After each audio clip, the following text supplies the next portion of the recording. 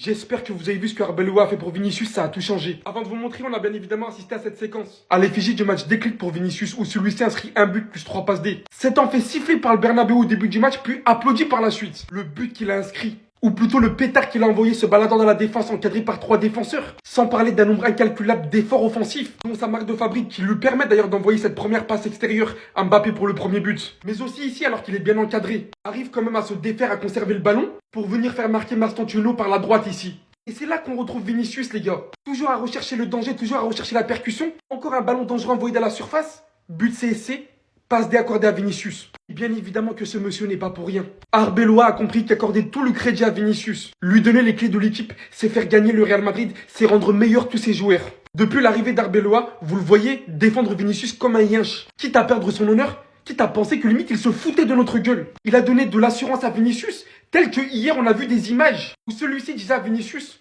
tu es capitaine. À toi de me dire si les joueurs en retard, on doit les amender ou pas. Leur fixer des amendes.